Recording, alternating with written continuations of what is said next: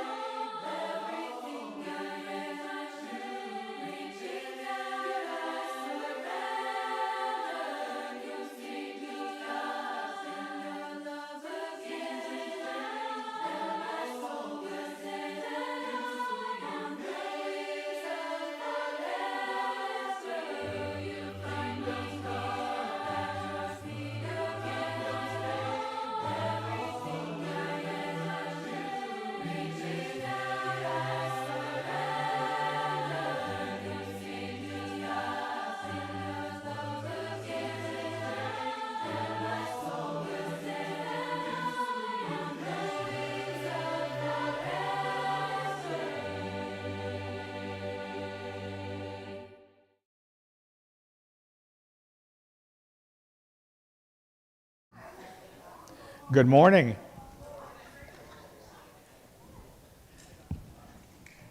It is so good to see everyone this morning.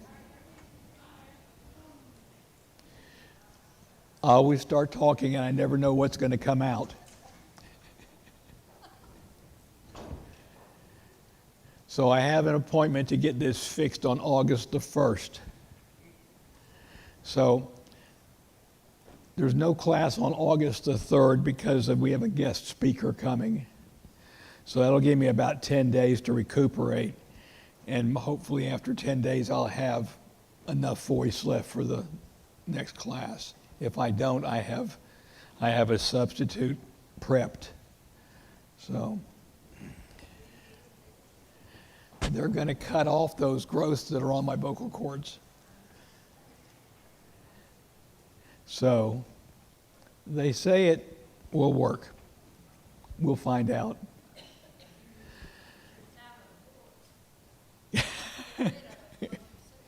That's going to get my voice back. So they say. Yes, ma'am.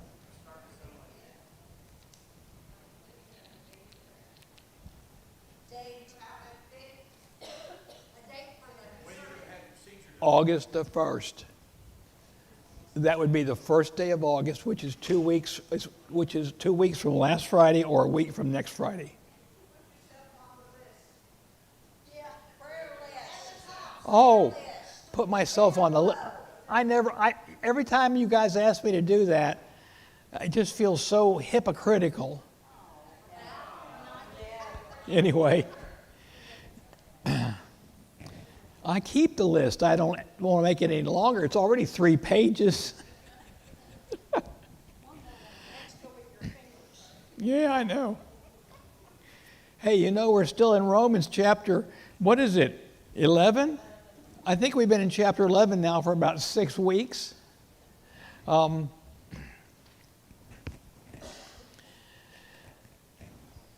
when I started this class in May, I truly had intentions to finish the entire book of Romans. Ain't happening. So I'm sorry. I'm going to try to finish 11 today. Because the first 11 chapters are completely different from chapters 12 to 16. They're just not the same. It's beginning in chapter 12 is now exhortations and those kinds of things. So, these last few chapters, 9, 10, and 11, and in fact the whole first 11 chapters of Romans have to do a lot with God's long-term design and how he has the right to make his own decisions, and whatever he decides is fine. But when Paul began to talk about this situation in chapter 9, he's really introducing his readers to what amounts to a paradox. They were uniquely privileged by God, his chosen people, but they were deeply rooted in unbelief. And, this was not due to unfaithfulness or injustice on God's part. It was his purpose long term to build a system that made each man accountable for his salvation. And so Israel's stumbling in the Old Testament, their stumbling over Christ, as well as their obstinate rejection of God's continual prompting, put them in the situation they were in. But Paul was deeply grieved about this. This was not something that Paul was comfortable with, and he let his feelings be known. And so, he talks about the implications of Israel's disobedience, and he asks a couple questions, did God reject his people? No, God didn't reject his people, His people rejected God. Yet God did not reject them. they're just not, they haven't been abandoned like they think they have been. But Paul tries to explain this, and then another question he asks is, did they stumble so far to be beyond recovery? In other words, was there a way back? And if you read throughout the Gospels in the book of Acts and throughout many of Paul's letters, you'll see there's an emphasis on Israel and their long-term viability. And so that's another whole lesson in and of itself, or series. But the rejection of the Jews was not final. And this chapter 11 that we're continuing in, this is really the theme. That it's not the end, but there's definitely something that's going to have to change. And so, there's still an Israelite remnant in the present, and there's going to be a recovery. But, Israel's going to have to take responsibility for that, and not as a nation, but as individuals.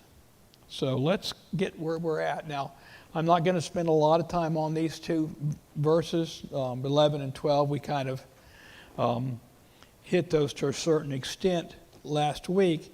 But the bottom line, there's Moses Laird. He says there are 7 different ways in which the Jews are impacted by their own actions. And so, what has happened is that in spite of the things they didn't do right, just the fact that God was in charge made things look different. The fact that they were dispersed into different countries, nations, that basically took the concept of one God to these idolatrous nations. Even though, so when they were sent to Babylon, or when the Assyrians took all of Israel, their influence was a leavening factor in trying to balance out this idea of a plethora of gods.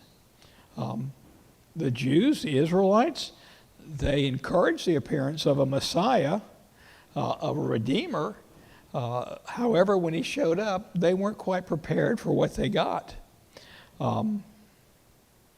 But during a lot of the time the Israelites were present in the world realm, they were still a pretty powerful force for a long time against idolatry and what it meant. So there's these things that are fallout from the Israelites' experience in the world that basically ended up being positive, even though they didn't realize it. So one of the things that they are, if anything else, is they're living proof that the prophecies that they heard about Christ were true, and that rejecting the Messiah would only lead to downfall and destruction, which is what the Israelites were experiencing. It is a difficult situation. All right, let's move to some new ground and we'll see where we go. Now, Paul says, I'm speaking to you Gentiles inasmuch as I am an apostle to the Gentiles. I magnify my ministry in order somehow to make my fellow Jews jealous and thus save some of them. So Paul's basically put himself in a situation where they won't listen to me. I've done my very best to convince them that there is a way forward. They just are not accepting it. He says, for if their rejection means the reconciliation of the world, what will their acceptance mean but life from the dead? In other words, the Jews, in rejecting God, opened the door for the Gentiles. And that's what Paul is saying, you know. So the Gentiles received a benefit because of the Jews' failure. And what he's trying to say is that if God will bless the Gentiles because you have fallen short, how much more will he bless the Jews if you will return? If you will turn to God, turn to Christ, understand. So he's painted this picture that says, you know, if God opened the door to the Gentiles just because you shut it, guess how much better it would be for you if you accepted Christ as the Messiah. And so he didn't want to create an impression that he was more concerned about the conversion of the Jews versus the Gentiles, but he wanted to let them understand that they had a choice. You know, he talked about the justified remnant. He talked about the responsibilities to Gentiles. He talked all of this stuff. You know, when you have a congregation of God's people, this is probably going to come as a shock to some of you, but not everybody agrees with everything. I know. Try to keep a straight face. And so when Paul's writing this letter to the church at Rome, he's saying, look, I know, that everything's not going to be rosy and pretty. There's going to be some issues. But what he's trying to get the people to understand is there is a pathway. There is an avenue of salvation. And so, you know, Paul says, if I could just save a few, if I could just reach in and rescue a few, you know.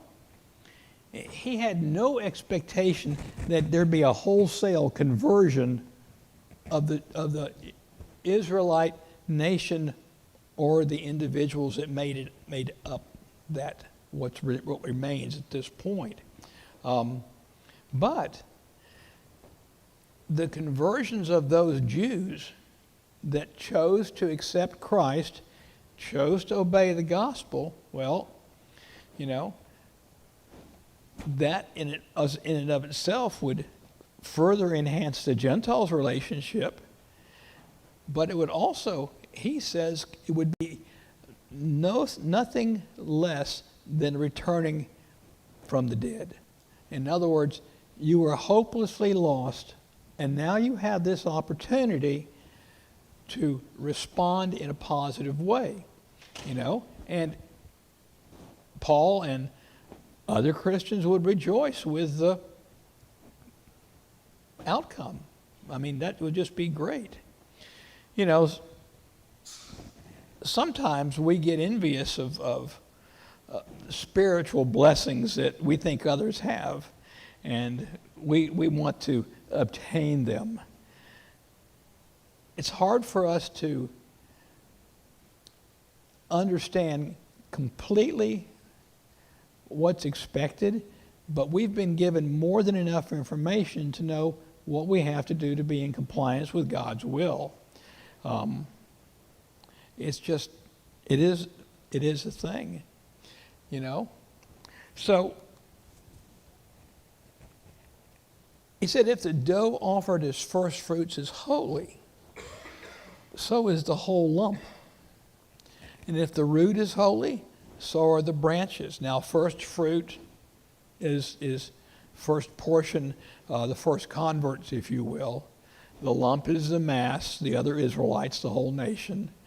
The root is more converts, again, a first batch, and the branches, all the other Israelites. So you've got two examples here. What Paul's saying is this: if some of the branches were broken off, and you, although a wild olive shoot, were grafted in among the others, and now share in the nourishing root of the olive tree, do not be arrogant toward the branches. If you are, remember, it is not you who support the root, but the root supports you. Now, there apparently was some antagonism between the Jews and Gentiles. And it became evident in the early church that there were some hard feelings. And the Jews resented the equality that they shared with the Gentiles as the apostles taught them, because a lot of those Jews still felt they were spiritually superior. And so this was a problem for them to be able to process that, I guess is the way to say that. You know, my grandfather owned a nursery in Nebraska, and every summer I'd go up and work for him.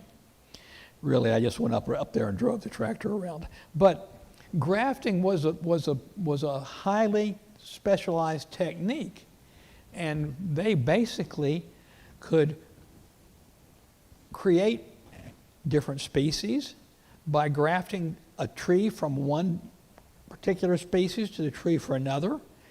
And sometimes it would take, sometimes it wouldn't, but they always took a lot of care in trying to make sure that when they grafted two trees together, they gave it every opportunity to be successful.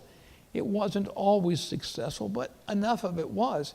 And today we have all kinds of things like pluots, and with plums and apricots, and we've got different species of citrus fruit because of all this creating grafting that's been done over the years.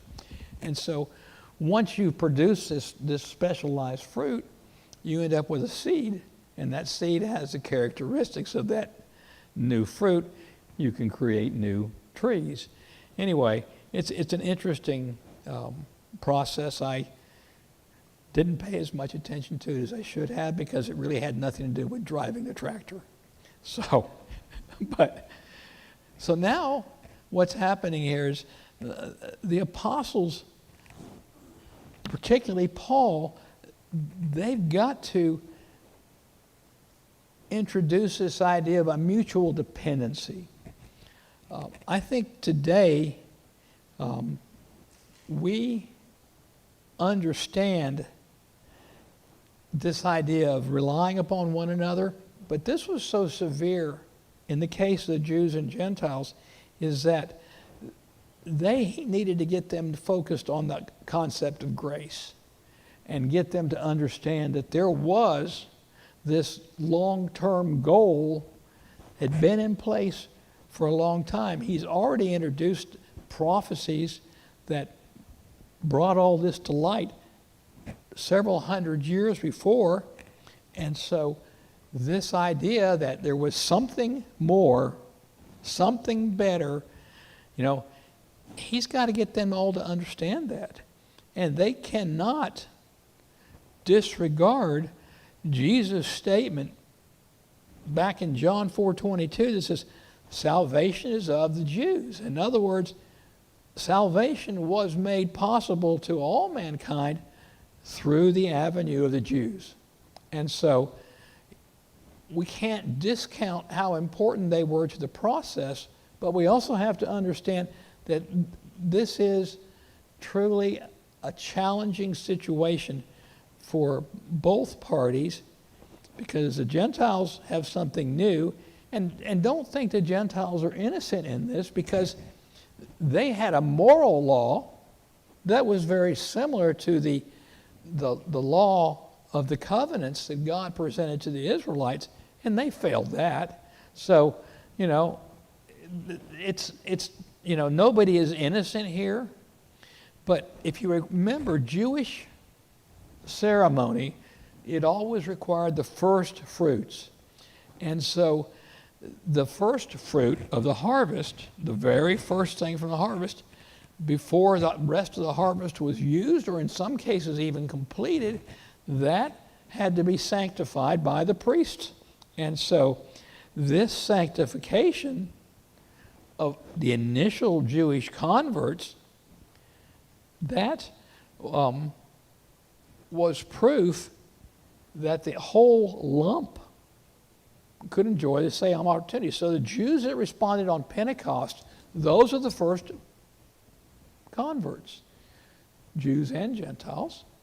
that when Peter preached and 3,000 and some were, converted that day, that was a meaningful event.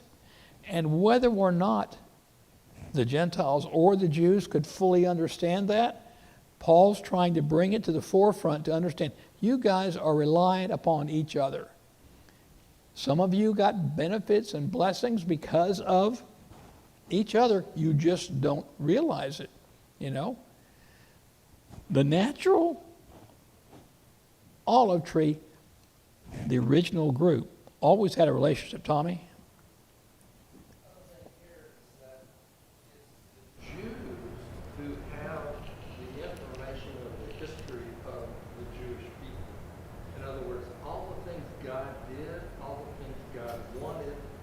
Throughout their history, i.e.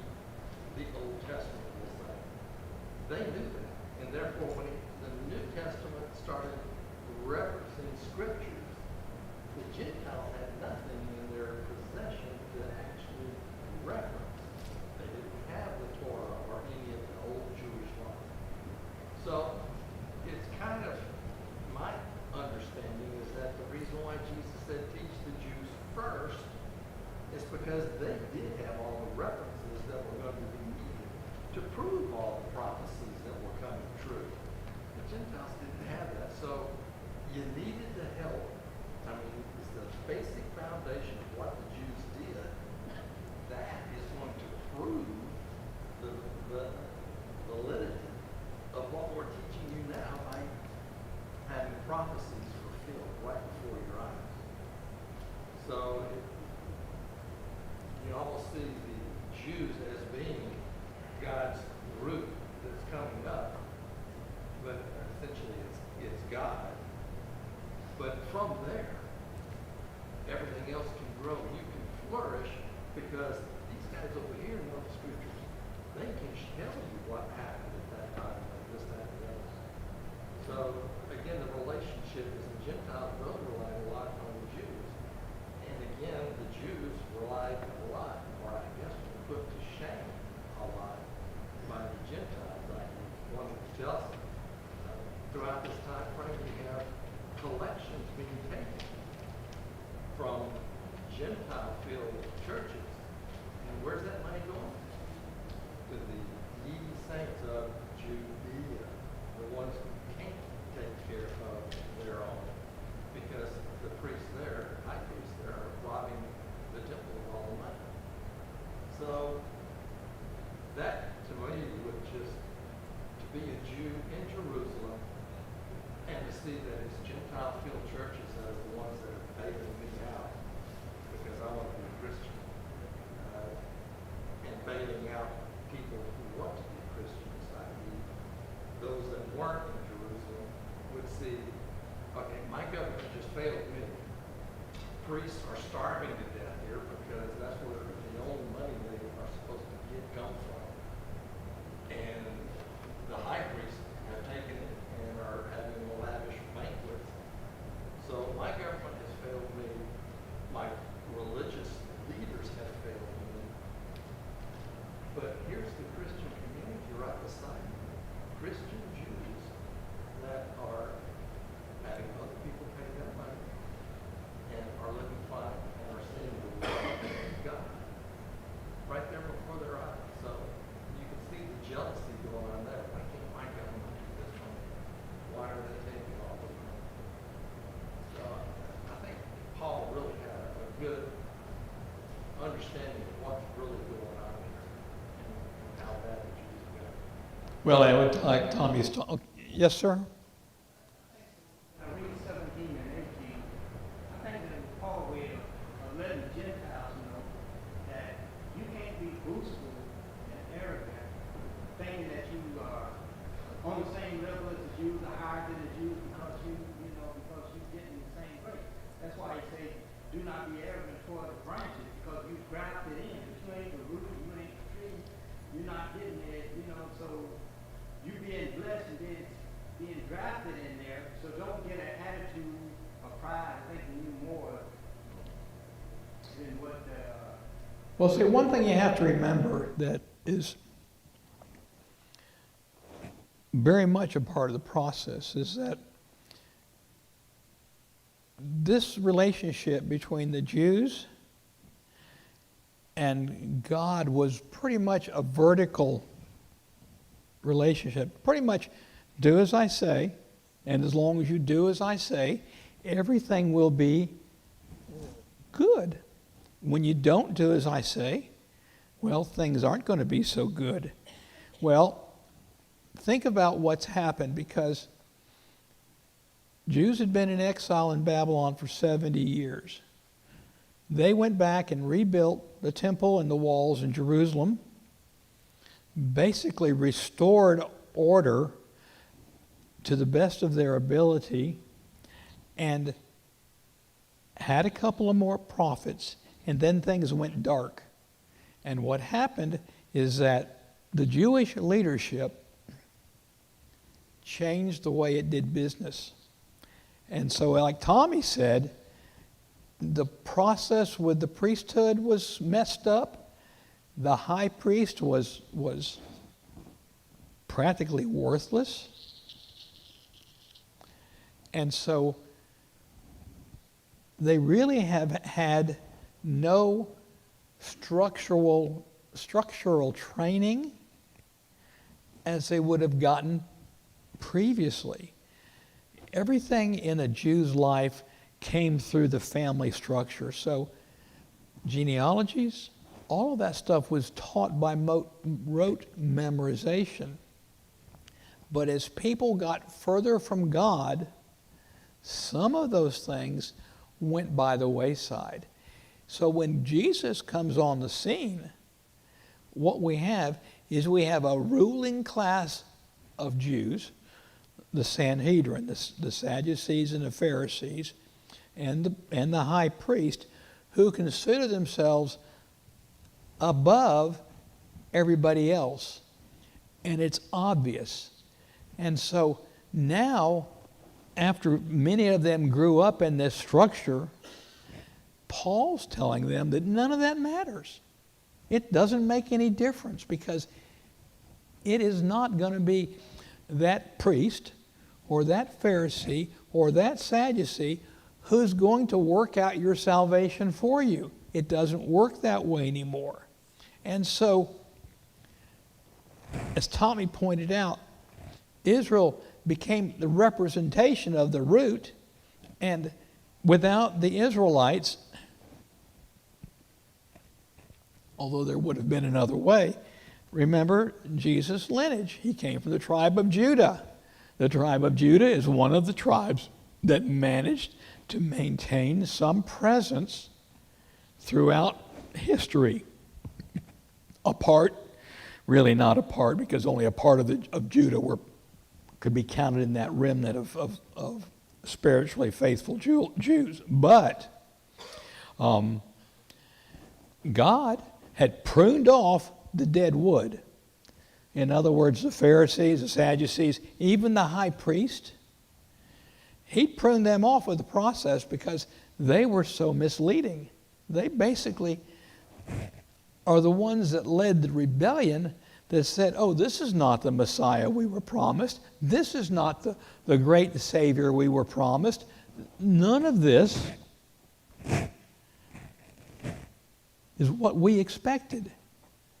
And so those are the people that are persecuting Christians. Those are the people that are persecuting their own Jewish brethren when they signed up to obey the gospel. So, but the Gentiles, Paul's trying to say, just because you're in this improved relationship with God, you need to remember that you were not the first to eat at the table. A feast of all kinds of good things had been the regular fare for believing Israelites. And so, long before any Gentile could partake of more than a few crumbs, and go back and read Mark 7:28, it kind of brings that to light. So this is a process that is proving to be somewhat difficult. Newly converted Gentiles who might be inclined to boast about their good fortune to enjoy the fruits of obedience in Christ's kingdom, might begin to feel some sort of sense of superiority over the Jews who'd been cut off from the olive trees. In other words, those Jews that had been pruned away. And so they need to remember that it was from Israel that the Messiah came into the world. The Jews as a nation had contributed a lot, sometimes knowingly, many times unknowingly, to the present opportunities that the Gentiles had to be reconciled to God. If you were to compare the acts of the Jews versus the acts of the Gentiles, there would be no comparison. Even though Israel had neglected in its responsibility, there was no comparison between the contribution that the nation of Israel made versus what the Gentiles, all other men, had made. So, the original reception of the Jews and the neglect of the Gentiles made the Jews feel superior. And so Paul is admonishing the Gentiles, says, don't let that happen to you. Don't take that attitude that the Jewish people took and lord it over them like they lorded it over you. So that's the struggle, This is something that we kind of deal with today. Maybe not as visibly as it was in the church in Rome, but, it is easy for us to have a wrong, not necessarily a bad, but a wrong attitude toward unbelievers. None of us have room to boast. None of us are any better than the other one of us. We're all equal in this struggle, in this world, and we need to be focused on the objective that has been placed before us, and that is seeking God's favor and ultimate opportunity for salvation. That's what we need to focus on. We don't need to focus on feeling superior to anybody else. I'm afraid that sometimes over the years that may have happened. So, then you will say, branches were broken off so that I might be grafted in. And he's talking to the Gentiles here. He says, now, understand that, you might think of that. And he said it's true. They were broken off not necessarily for you, but because of their unbelief. But if you stand fast through faith, don't become proud, but rather fear. For if God did not spare the natural branches, the original Jewish, he wasn't going to spare you. In other words, you got no room to boast. He says, note then the kindness and the severity of God. Severity toward those who have fallen, but God's kindness to you, provided you continue in his kindness. Otherwise, you too will be cut off. What's he saying? You can suffer the same fate as the unbelieving Jews. Just because you've been grafted in doesn't mean you can't be cut off. Just the heritage doesn't guarantee anything. Remember all the counting that seemed to be a part of Israel's past? They numbered everything. Sometimes it was endorsed by God. Sometimes it wasn't. It was hard for the Jews who had always been conscious of numerical limitations attached to membership. The members of the tribe, you're counted in among the tribe of Benjamin, therefore you have a land inheritance. and other things that came along with this. If you were a member of the tribe of Judah, there were benefits to be had by that. Well, what's happening is that this idea of numerical membership, they couldn't understand how these benefits could be given to others without limitation. Maybe some of the Gentiles had gotten corrupted by the numbers game, but God's new family does not rely on numbers. There is no salvation in masses. Salvation, it comes to the individual, and it's up to us to maintain that. The concept of kingdom size might have generated this idea in verse 19 about branches were broken off, so you could be grafted in. But Paul's saying, no, that's not really the case. That's not how it works. God's election would be arbitrary on God's part. In other words, there was a requirement. It was not merely a gift, although it came in the form of a gift. Gentiles and Jews alike had to accept what had been offered. That was a challenge for them. So when Paul says that's true, he's already agreed to the point about Jews being broken off, which facilitated some Gentiles being entering. But so the conclusion was correct, but in a larger sense, it was all wrong, because there was no need for the Jews to be broken off before the Gentiles could be grafted in. So even though Paul makes this example, having the Jews lose their blessing didn't really open the door for the Gentiles, but it did in some respects. But technically, all mankind could receive the grace that was offered by God through the sacrifice of his Son on the cross. All mankind. Well, that's a good point, because I was thinking about that. In the beginning, when man was made, all creation came from God.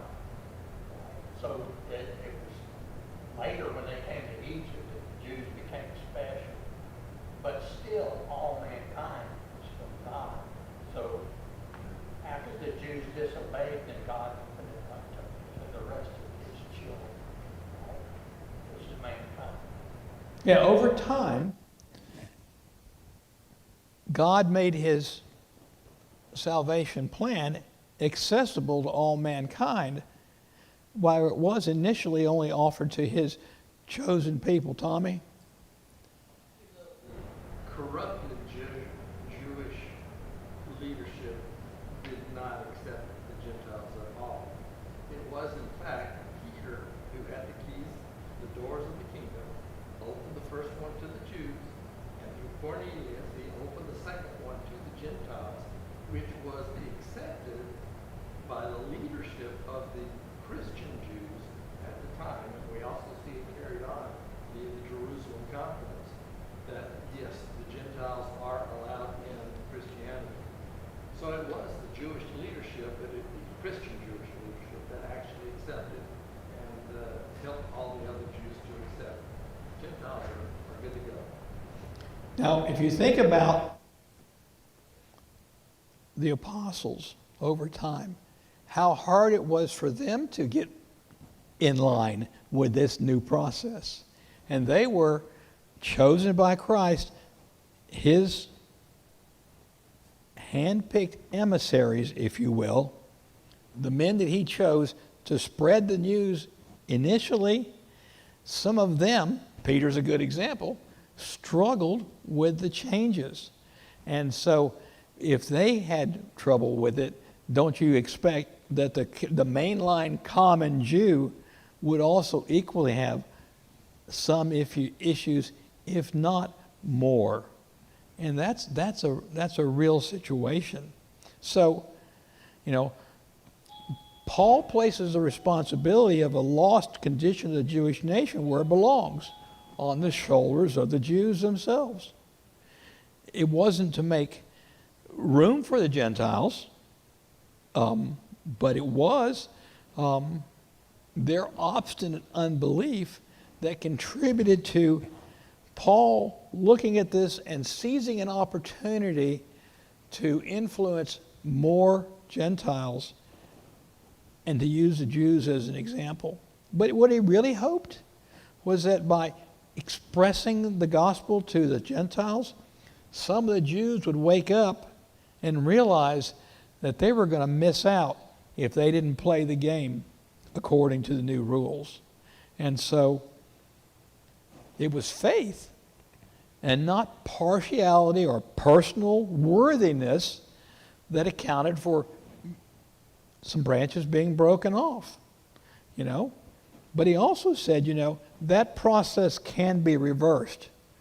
The Jews who are cut off, it's not a lifetime sentence. They can accept Christ, accept the gospel message, and be brought back into the fold.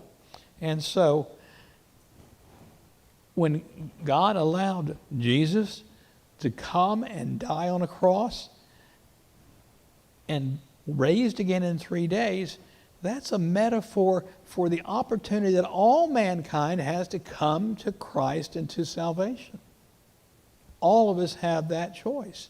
And so, when God embraced the Gentile nations that had made little or no effort to seek him out, that displayed his extraordinary goodness. And I think that's something that we don't want to lose sight of if we can avoid it.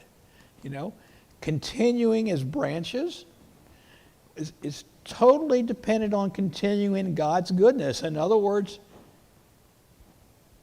this really idea assumes the exercise of human responsibility. It is the ultimate sign of responsibility. We have the individual singular ability to accept God's goodness, God's gift. Each of us individually. Men have to be willing to accept God's goodness on God's terms, not man's terms, not the Jews' terms, not the Gentiles, all mankind. The choice was not God's, other than he chose to extend the opportunities for salvation to all mankind. The idea of perseverance of the saints, it's only true if man continues to obey. Remember, that is the election.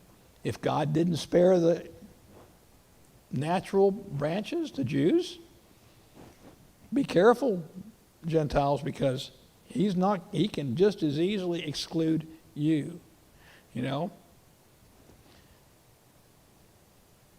God is love, but he is also a consuming fire. And we can't lose sight of that. We are to fear his wrath. Parents, you have to have balance. You can't discipline one child and not another for the same action. You have to basically balance everything out. Well, churches, congregations, they've got to have the same approach. Treat everybody equally. Treat them all the same. And so they have to remain faithful as we have to remain faithful. It's just the way it works out. So I know that the second bell is going to ring.